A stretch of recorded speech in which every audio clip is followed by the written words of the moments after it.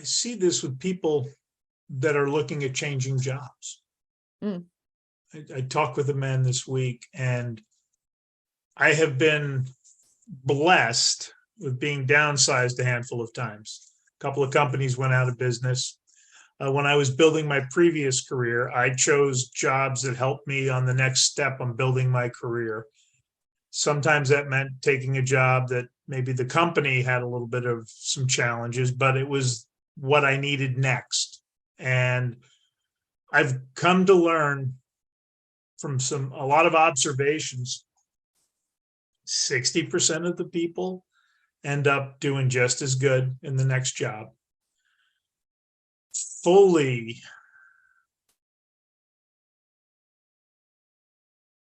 30 to 35% do far better, but they're afraid. Most people are afraid to let go of what they have in their hand to reach out and take the bundle of money or the opportunity.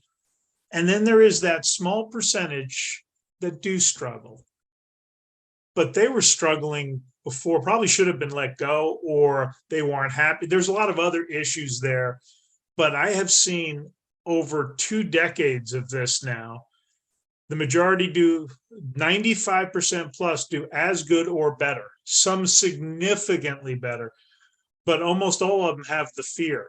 And then when there's a downsizing, they don't get the option of not looking outside and looking to improve or take a chance or to take on a new business venture.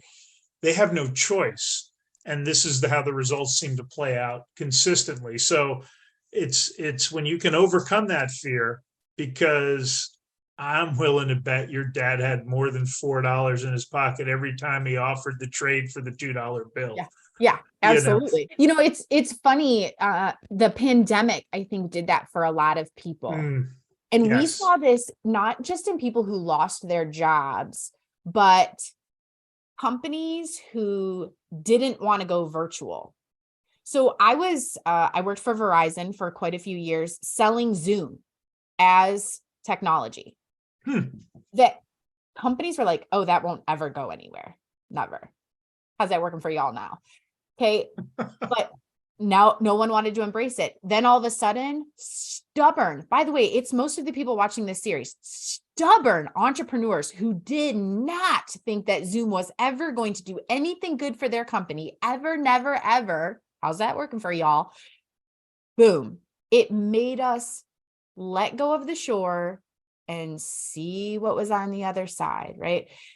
I think that we're intrinsically ingrained in what has worked. We've got this belief wheel, again, on our YouTube channel, if you really want to go digging, that if we don't break the belief, get a different result, it's just going to continue that crazy momentum.